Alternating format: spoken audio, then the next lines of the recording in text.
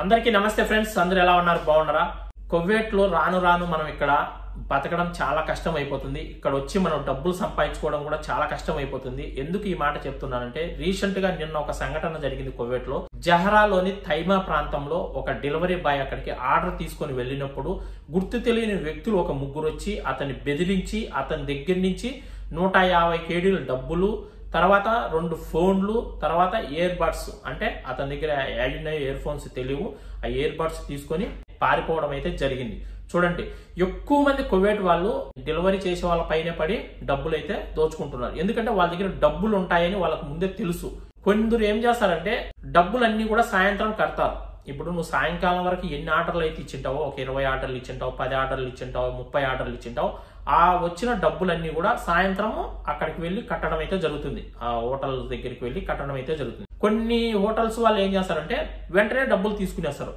నీకు ఆర్డర్ వచ్చింది, ఆ ఆర్డర్కి ఎంత డబ్బులు అవుతుందో ఆ డబ్బులు ముందే కట్టేసి నువ్వు ఆర్డర్ తీసుకొని వెళ్ళి నువ్వు మళ్ళీ ఇంటి దగ్గర ఇచ్చిన తర్వాత వాళ్ళ దగ్గర నుంచి నువ్వు డబ్బు తీసుకోవాల్సి ఉంటుంది.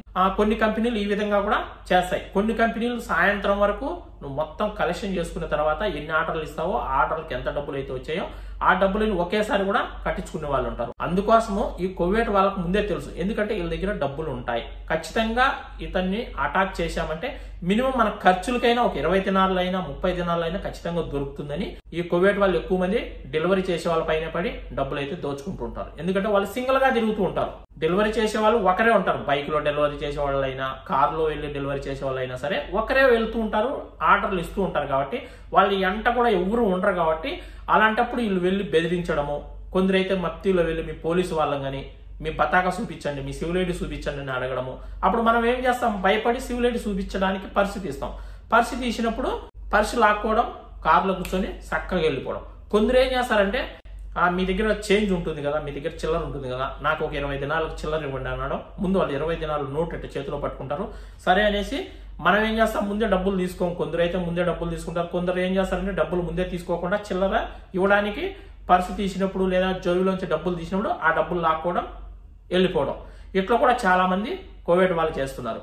ఇంకా కొందరు ఏం చేస్తారంటే, మనం ఎక్కడైనా రోడ్డు మీద వెళ్తున్నాం సింగిల్ గా, వెళ్ళేటప్పుడు కార్ ఆపి మీరు ఎక్కడికి వెళ్ళాలి, నేను వదులుతా కూర్చోండి నా కార్లో అని చెప్పడం, కూర్చోబెట్టుకోవడము, వాళ్ళని అక్కడ వదలకుండా ఎక్కడికైనా తీసుకొని వెళ్ళిపోవడము, వాళ్ళ దగ్గర ఉండేది డబ్బులైనా ఫోన్లు అన్ని తీసుకోవడము, వాళ్ళని అక్కడ వదిలేసి వెళ్ళిపోవడం. ఇట్లా కూడా చాలా జరుగుతున్నాయి కువైట్లో. 1, 2 కాదు, ఈ విధంగా చాలా జరిగాయి. నేనైతే వీడియో ఒకటి కూడా చేయలేదు దీని గురించి.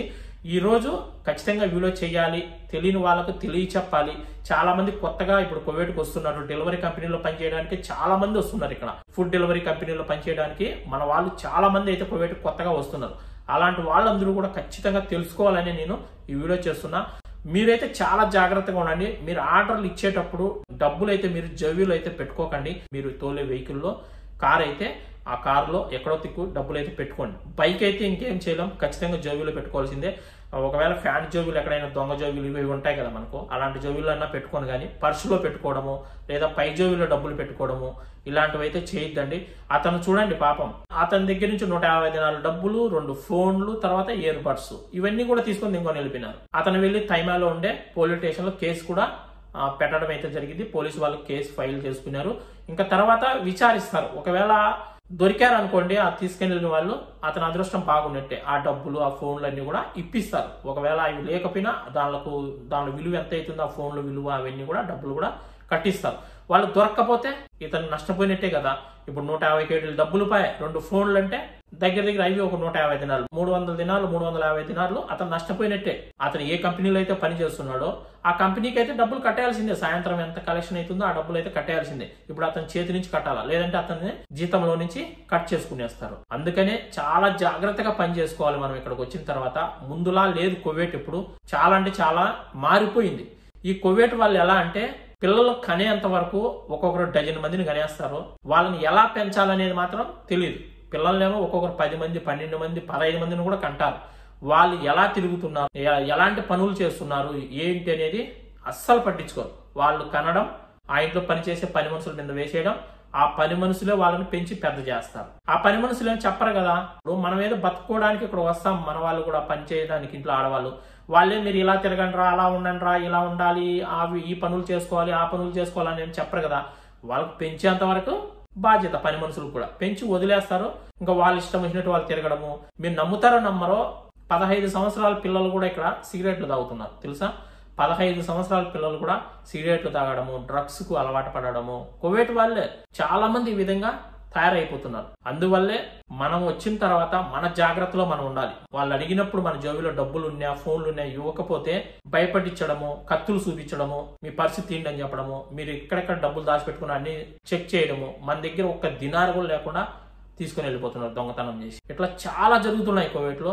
ఎవరైనా సరే కువైట్కి వచ్చిన తర్వాత చాలా జాగ్రత్తగా ఉండండి. మీకు ఒకవేళ ఇంట్లో పనిచేసే వాళ్ళకు కూడా మీకు శాలరీ ఇచ్చిన తర్వాత పర్సులో పెట్టుకొని బయట తిరగడము చేయడం అయితే చేయొద్దండి. ఒకవేళ మీరు డబ్బులు బ్యాంకులో వేయలేదనుకోండి, ఖచ్చితంగా మీరు ఉండే రూమ్ లో మీ బ్యాగులో కానీ ఎక్కడైనా భద్రంగా పెట్టుకొని మీరు ఖర్చులకు ఒక 2 దినాలు 3 దినాలు మాత్రమే జోబీలో ఉంచుకోండి. ఎక్కువైతే ఉంచుకోవద్దండి. ఇంకా రెండో పాయింట్, ఇళ్లలో పనిచేసే డ్రైవర్లు అయినా సరే మీరు ఎక్కడికైనా వెళ్ళి మేడమ్ని కానీ పిల్లల్ని కానీ వదిలి వస్తూ ఉంటారు.